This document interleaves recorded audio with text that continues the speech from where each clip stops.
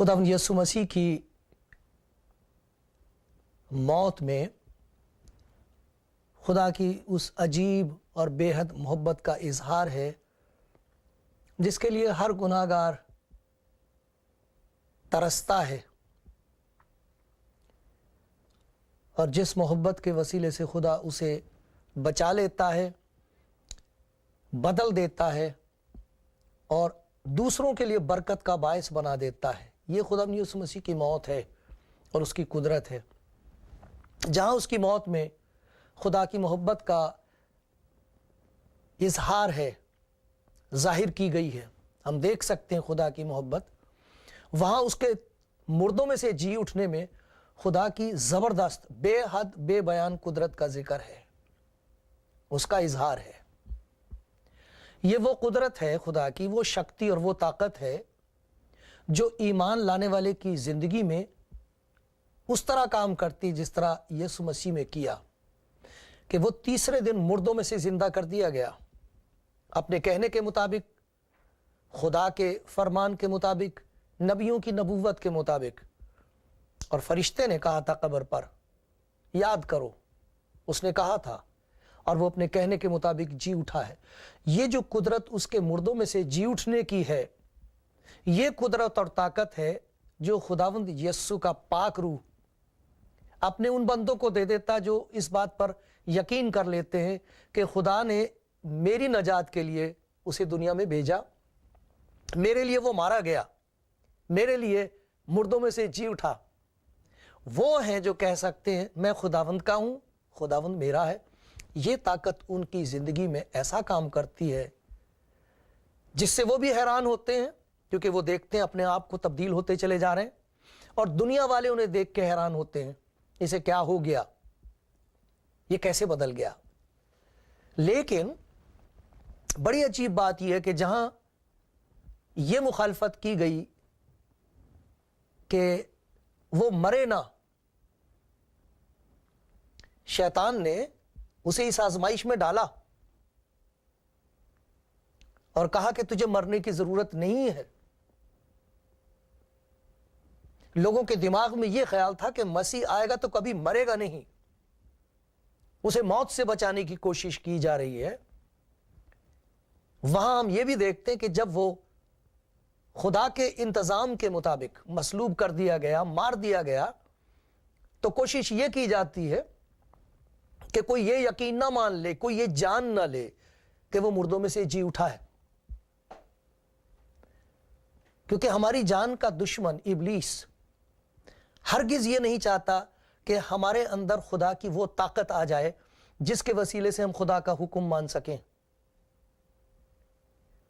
ये वो जबरदस्त ताकत है, मसीह के मुर्दों में से जी उठने की ताकत, जो ईमानदारों के अंदर काम करना शुरू कर देती है और वो बदल जाते हैं, बच जाते हैं, बरकतें हासिल करते हैं, दूसरों के लिए मुबारक हो जाते हैं।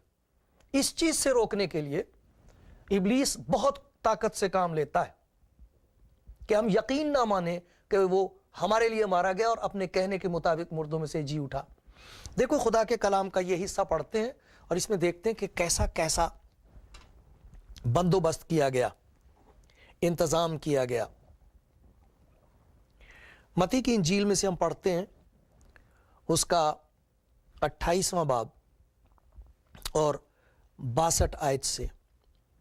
दूसरे दिन जो तैयारी का दिन था, सरदार काहिनों और फरीसियों ने पिलातूस के पास जमा होकर कहा, खुदावंद, हमें याद है कि उस धोखेबाज ने जीते जी कहा था कि मैं 3 दिन के बाद जी उठूंगा। बस हुक्म दे कि तीसरे दिन तक कब्र की निगहबानी की जाए, कहीं ऐसा ना हो कि उसके शागिर्द आकर उसे चुरा ले जाएं और लोगों से कह दें कि वो मुर्दों में से जी उठा और पिछला धोखा पहले से भी बुरा हो। पिलातूस ने उनसे कहा, तुम्हारे पास पहरे वाले हैं, जाओ जहां तक तुमसे हो सके उसकी निगहबानी करो। बस वो पहरे वालों को साथ लेकर गए और पत्थर पर मुहर करके कब्र की निगहबानी की। उस धोखेबाज ने कहा था, हमें याद है, शागिर्दों को यह याद नहीं रहा کیونکہ قبر پر جب فرشتہ آیا تو اس نے کہا یاد کرو کہ اس نے کہا تھا کہ میں تیسرے دن مردوں میں سے جی اٹھوں گا. وہ اپنے کہنے کے مطابق جی اٹھا ہے. انہیں یاد ہے, ان کو یاد ہے, ہمیں یاد ہے کہ اس دھوکے باز نے کہا تھا کہ میں 3 دن کے بعد جی اٹھوں گا.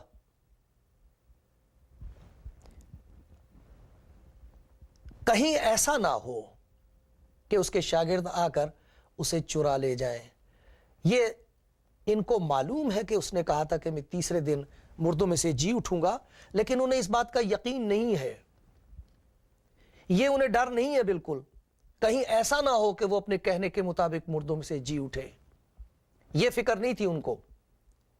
یہ اس لیے نہیں تھی, ان کو معلوم تھا وہ مر گیا.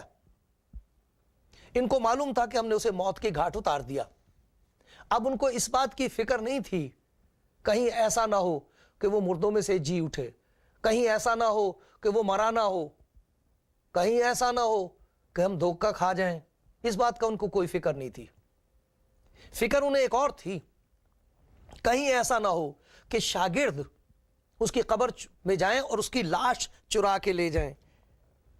یہ دیکھو, اس نے دھوکے باز نے کہا تھا, ہمیں یاد ہے کہ اس دھوکے باز نے کہا تھا کہ میں 3 دن کے بعد جی اٹھوں گا, پر حکم دے کہ تیسرے دن تک قبر کی نگہبانی کی جائے. کہیں ایسا نہ ہو, کہیں ایسا نہ ہو. اس بات کی انہیں فکر تھی. یہ نہیں کہ وہ مردوں میں سے جی اٹھے گا, ان کو معلوم تھا وہ مر گیا, لیکن یہ ان کو ڈر تھا یہ ہو سکتا ہے کہ شاگرد اس کی لاش کو چرا کے لے جائیں اور کہہ دیں وہ جی اٹھا. سوال یہ پیدا ہوتا ہے کہ جو کچھ ان کی فکر تھی کیا وہ ٹھیک تھی؟ کیا وہ ٹھیک کہتے تھے؟ کیا یہ سچ ہے کہ شاگردوں نے اس کی لاش چرا لی اور لے گئے اور نہ جانے کہاں رکھ دیا؟ یہ تو سوال ہی نہیں اٹھتا کہ وہ مرا نہیں تھا. ان کو یہ تو معلوم تھا, اس لیے ان کو یہ فکر نہیں ہے کہیں ایسا نہ ہو کہ وہ مرا نہ ہو, کہیں ایسا نہ ہو کہ وہ جی اٹھے. ان کو فکر صرف یہ ہے کہ اگر اب کوئی خطرہ رہ گیا تو وہ یہ ہے کہ یہ شاگرد 11 آدمی اس کی لاش لے جا سکتے ہیں, اسے لے جا سکتے ہیں یہاں سے.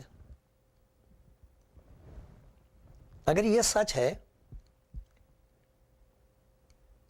کہ وہ مرا نہیں تھا, اگر یہ سچ ہے کہ وہ مردوں میں سے جی نہیں اٹھا تھا, اور اگر یہ سچ ہے ان میں سے کوئی سی بھی بات کہ اس کے شاگرد اسے چرا کے لے گئے اور کہیں اور دفنا دیا اور آج تک پتہ نہ لگا کسی کو, تو سچ مچ یہ بہت بڑا دھوکہ ہے. وہ بھی دھوکے باز تھا, اس کے شاگرد بھی دھوکے باز ہیں, اور تمام دنیا میں جہاں جہاں لوگ خداوند یسوع مسیح کی منادی کرتے ہیں وہ سب دھوکے باز ہیں اور دھوکے میں ہیں اور دھوکہ دیتے ہیں لوگوں کو. یہ ماننا پڑے گا. لیکن دیکھیں, سچائی اس کے بالکل برعکس ہے. ایسا نہیں ہے. کچھ ایسی باتیں ہیں جنہیں خدا کے کلام میں پڑھ کے ہمیں اس خیال پر شک پیدا ہوتا ہے, اس سچائی پر نہیں کہ وہ مردوں میں سے جی اٹھا ہے. ہم اس سوچ میں پڑ جاتے ہیں کہ آخر انسان کا دل اتنا سخت کیوں ہو جاتا ہے, انسان خدا کی محبت کا اتنا مخالف کیوں ہے, کیوں حلیمی اور فروتنی سے اس کے پاس آ کر نہیں کہہ سکتا کہ میں گناہگار انسان ہوں, میرے پاس میرے بچنے کے لیے کوئی یقین نہیں ہے, مجھے یقین نہیں اس کے میرے گناہ معاف ہو گئے, مجھے معلوم نہیں کہ مرنے کے بعد میں کہاں جا رہا ہوں, تو مجھ پر رحم کر. اس قسم کی حلیمی کیوں نہیں پیدا ہوتی؟ اس کا سبب ہے بتایا گیا, کوئی گناہ کے فریب میں آ کر سخت دل نہ ہو جائے. فریب یہ نہیں ہے کہ وہ مردوں میں سے جی اٹھا ہے, فریب گناہ کا ہے جو انسان کی ذات میں ہے. اور جب خدا وہاں انگلی رکھ دیتا ہے اور گناہ کی اندھیری رات روشنی میں تبدیل ہو جاتی ہے, تب ہم دیکھ کے کہہ سکتے ہیں واہ, یہ سچ ہے, یہ سچ ہے کہ وہ میرے لیے مارا گیا, یہ سچ ہے کہ خدا نے اسے تیسرے دن مردوں میں سے جلا دیا, اور جیسے اس نے کہا تھا میں تیسرے دن مردوں میں سے جی اٹھوں گا، وہ زندہ ہے، اور پھر ہمیں اس کے تجربے ہوتے ہیں۔ یہاں کچھ باتیں ہیں جنہیں ہم دیکھیں گے کہ اگر یہ جھوٹ تھا اور شاگردوں نے واقعی اس کی لاش چرا لی تھی اور ان کو معلوم تھا کہ ہم نے چرائی ہے لاش، سچ تو یہ ہے کہ وہ مر گیا اور مردوں میں سے جی نہیں اٹھا، مگر ہم نے اسے غائب کر دیا، تو پھر یہ کیسے تبدیلی آئی ان کی زندگی میں؟ ذرا دیکھیے یوحنا کی انجیل اور اس کا 20واں باب اور 19ویں آیت۔ یوحنا کی انجیل 20واں باب اور اس کی 19ویں آیت میں لکھا ہے، پھر اسی دن جو ہفتے کا پہلا دن تھا، شام کے وقت، جب وہاں کے دروازے جہاں شاگرد تھے یہودیوں کے ڈر سے بند تھے۔ یہ حال ہے ان کا، کیونکہ یہودیوں نے، حالانکہ یہودی تو یہ بھی تھے، لیکن ان کے رہنماؤں نے، فریسیوں نے، فقیہوں نے، سردار کاہن نے اور تمام لوگوں نے یہ کہہ دیا تھا کہ وہ دھوکے باز تھا، انہیں اپنی جان کے لالے پڑے ہوئے تھے، دروازے بند کر رکھے تھے یہودیوں کے ڈر کی وجہ سے۔ اب ان کو دیکھو کیا ہوا ہے، ایسے ڈرپوک لوگ۔ اعمال کی کتاب اس کا 4واں باب دیکھیں گے، اعمال کی کتاب، رسولوں کے اعمال اس کا 4واں باب، اور اس میں سے کچھ آیتیں پڑھیں گے۔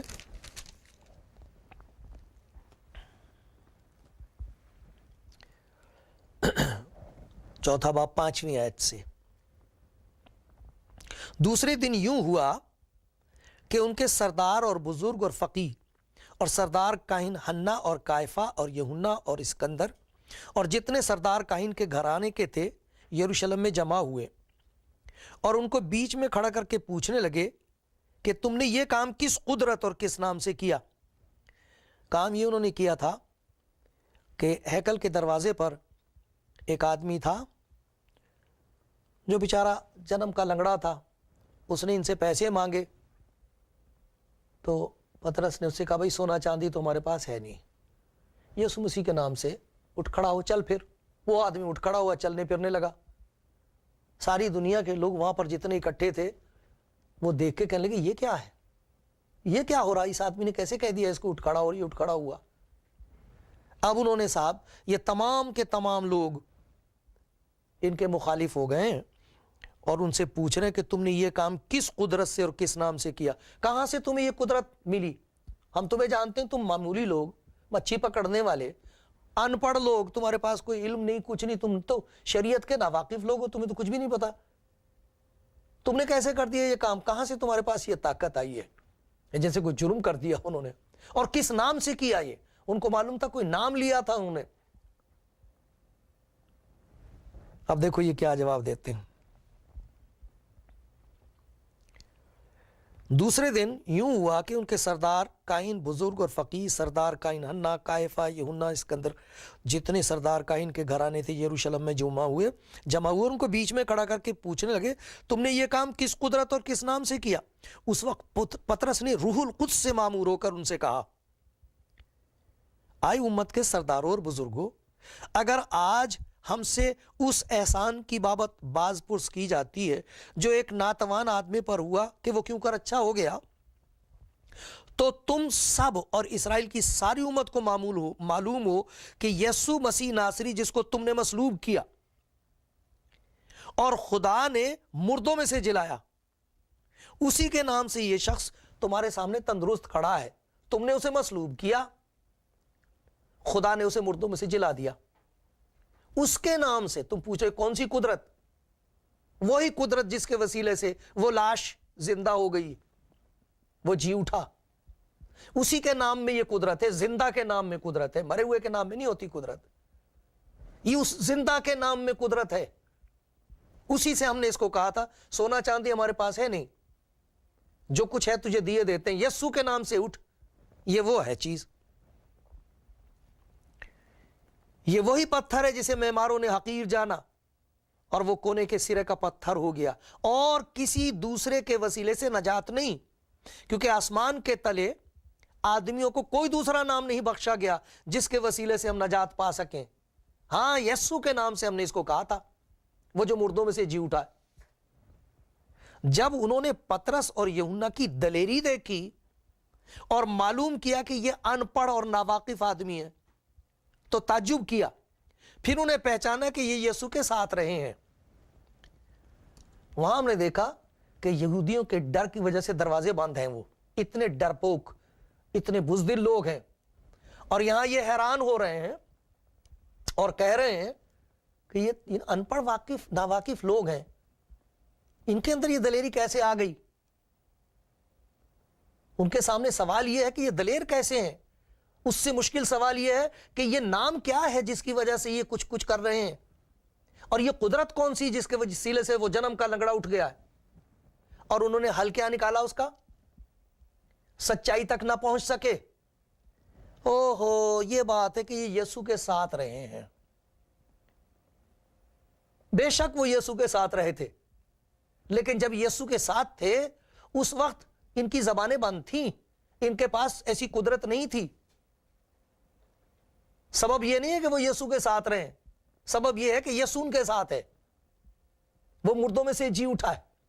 اور انہوں نے کہا تھا یہ اسی نام کے وسیلے سے ہماری طرف کیوں دیکھ رہے ہو؟ کہتے تھے وہ، بھائی یہ لنگڑے کو تم نے چلتا پھرتا دیکھا، ہماری طرف کیوں دیکھ رہے ہو؟ ہم نے تھوڑی کیا اپنی کسی راست بازی سے یا قدرت سے، وہ یسوع جسے تم نے مصلوب کیا مردوں میں سے جی اٹھا۔ سوال یہ پیدا ہوتا ہے کہ اگر یہ دھوکے باز لوگ تھے اور سچ مچ لوگوں کو دنیا کو دھوکہ دے رہے تھے، اور ان کو معلوم تھا کہ وہ مرا نہیں ہے، ان کو معلوم تھا یہ کہ اگر مر گیا تو انہوں نے اس کی لاش چھپا رکھی ہے، تو یہ بات کہاں سے پیدا ہو گئی ان میں؟ یہ کیسے ہو سکتا؟ کسی جھوٹ یا دھوکے میں، کسی اور دھوکے یا جھوٹ میں آپ نے اتنی طاقت دیکھی ہے؟ کسی اور سچائی میں ایسی طاقت دیکھی ہے؟ ان کی زندگیاں تبدیل ہو گئیں، اور ان کے وسیلے سے جو ان کے پاس آتے ان کی زندگیاں تبدیل ہو رہی ہیں۔ لنگڑے کی زندگی تبدیل ہو گئی، وہ جو بھیک مانگا کرتا تھا اب کبھی بھیک نہیں مانگے گا۔ ان کی دلیری دیکھنے والی ہے۔ ان کے ہاتھ سے جو معجزات ہوتے تھے اس کی وجہ سے لوگ حیران تھے اور پریشان تھے کہ بھئی یہ کیا ہو رہا ہے۔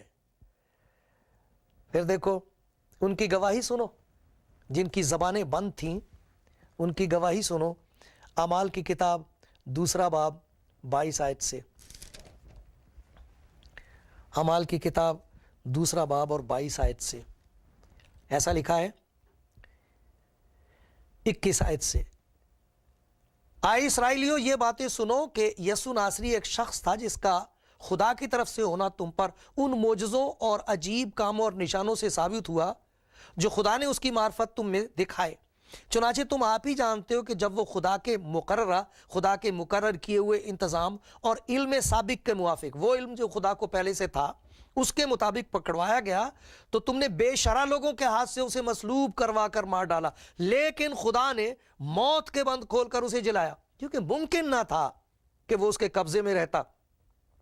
کیونکہ داؤد اس کے حق میں یہ کہتا ہے، خدا یسوع مسیح کے بارے میں، میں خداوند کو ہمیشہ اپنے سامنے دیکھتا رہا، کیونکہ وہ میری دہنی طرف ہے، اس لیے مجھے جنبش نہیں ہوگی۔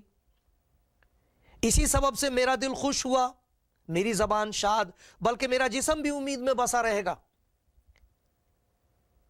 اس لیے کہ تو میری جان کو عالم ارواح میں نہ چھوڑے گا اور نہ اپنے مقدس کے سڑنے کی نوبت پہنچنے دے گا۔ تو نے مجھے زندگی کی راہیں بتائیں، تو مجھے اپنے دیدار کے باعث خوشی سے بھر دے گا۔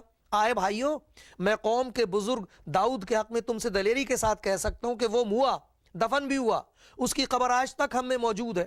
پس نبی ہو کر اور یہ جان کر کہ خدا نے مجھ سے قسم کھائی ہے کہ تیری نسل سے ایک شخص کو تیرے تخت پر بٹھاؤں گا، اس نے پیشن گوئی کے طور پر مسیح کے جی اٹھنے کا ذکر کیا ہے کہ نہ وہ عالم ارواح میں چھوڑا گیا، نہ اس کے جسم کے سڑنے کی نوبت پہنچی۔ اسی یسوع کو خدا نے جلایا جس کے ہم سب گواہ ہیں۔ یہ گواہی ان کے اندر کہاں سے آ گئی؟ اور یہ خدا کے کلام کو کیسے کھول رہے ہیں؟ نبوت کو ان پڑھ جاہل لوگ انہیں بتا رہے ہیں کہ تم داؤد کے کلام کو جانتے ہو، یہ پیشن گوئی داؤد نے کی تھی اس کے مردوں میں سے جی اٹھنے کی۔ اگر وہ جھوٹ بول رہے تھے اور ان کو معلوم تھا کہ شہر میں وہ کون سا کونا ہے جہاں سے مسیح کی سڑی ہوئی لاش کی بدبو آ رہی ہے، انہوں نے تو یہ کہا تھا انہوں نے چرا لی لاش، کہاں چھپائی تھی؟ اگر سارا کچھ جھوٹ پر تھا تو یہ گواہی ان کے اندر کہاں سے آ گئی؟ ان کی زندگیوں میں دلیری کہاں سے آ گئی؟ اور اس قسم کی گواہی دینے کی جرت کہاں سے آ گئی؟ کیسے ان کے اندر یہ دلیری پیدا ہوئی ہے؟ پھر دیکھیے خدا کے کلام میں کیسے کیسے معجزات ان کے ذریعے سے ہو رہے ہیں اور کیسے کیسے گواہی ہو رہی ہے۔ لیکن ایک اور بات دیکھیے، اعمال کی کتاب 7واں باب اور 51 آیت سے،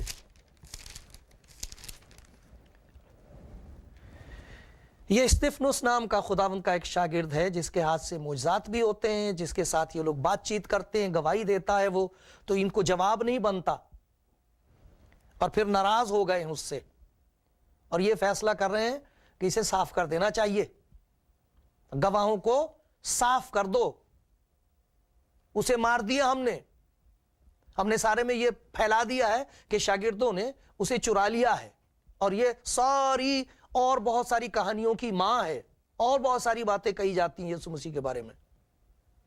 لیکن سنیے، دیکھیے، اگر وہ جھوٹ بول رہے ہیں اور دغا دے رہے ہیں تو یہ بات کہاں سے پیدا ہو گئی؟ یہ شخص خداوند کے کلام میں سے ان کو سنا رہا ہے اور کہہ رہا ہے، گردن کشو اور دل اور کان کے نامختون ہو، تم ہر وقت روح القدس کی مخالفت کرتے ہو، جیسے تمہارے باپ دادا کرتے تھے ویسے ہی تم بھی کرتے ہو۔ نبیوں میں سے کس کو تمہارے باپ دادا نے نہیں ستایا؟ انہوں نے تو اس راست باز کے آنے کی خبر دینے والوں کو قتل کیا۔ نبیوں نے جس مسیح کے آنے کی پیشن گوئی کی تھی ان نبیوں کو قتل کر دیا انہوں نے، اور اب تم اس کے پکڑوانے والے اور قاتل ہوئے۔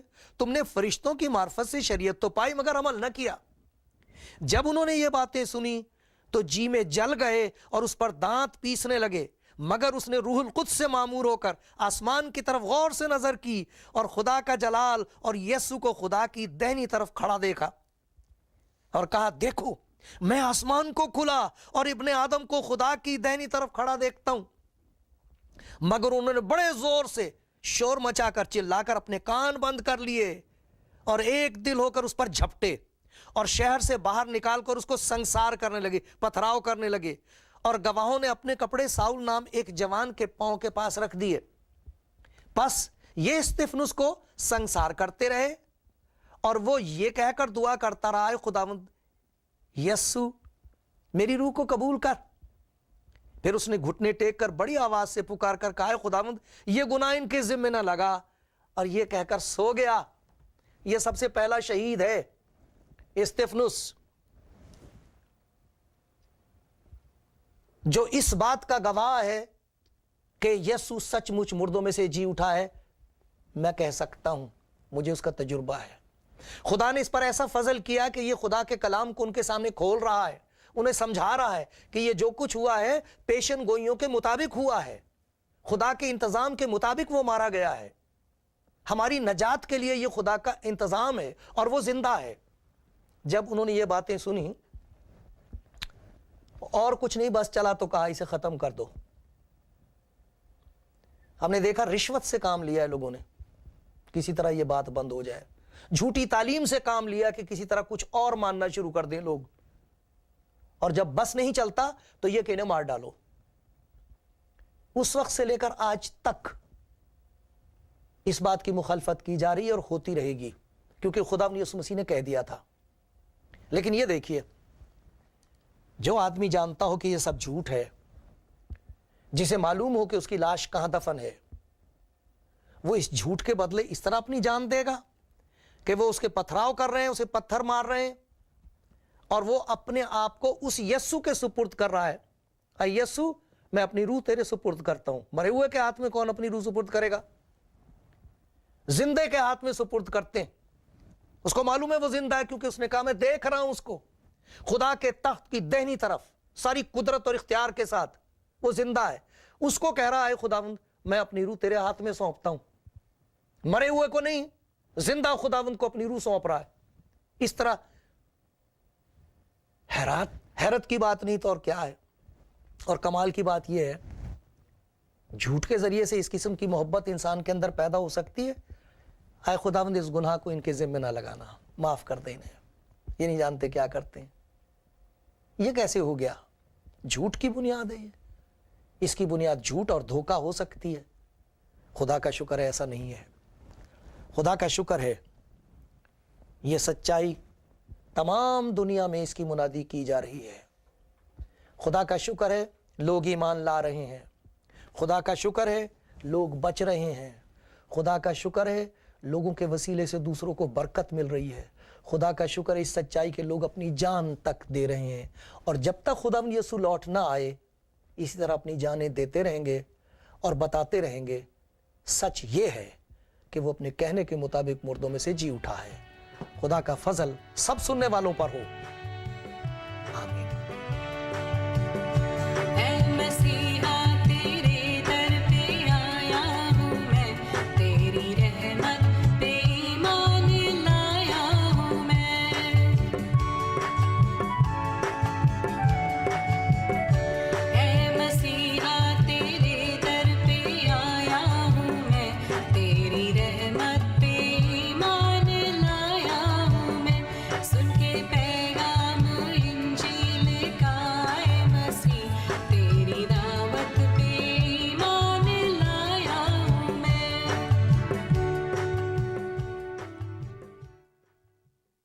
خداوند فرماتا آدمی صرف روٹی ہی سے جیتا نہ رہے گا بلکہ ہر ایک بات سے جو خدا کے منہ سے نکلتی ہے. خدا کا کلام جسم میں ظاہر ہوا. اس کا نام یسوع رکھا گیا. اس کا نام امانویل رکھا گیا جس کا مطلب ہے خدا ہمارے ساتھ. اس خداوند یسوع نے فرمایا ہے زندگی کی روٹی میں ہوں. جو اس روٹی میں سے کھاتا ہے ہمیشہ تک جیتا رہے گا.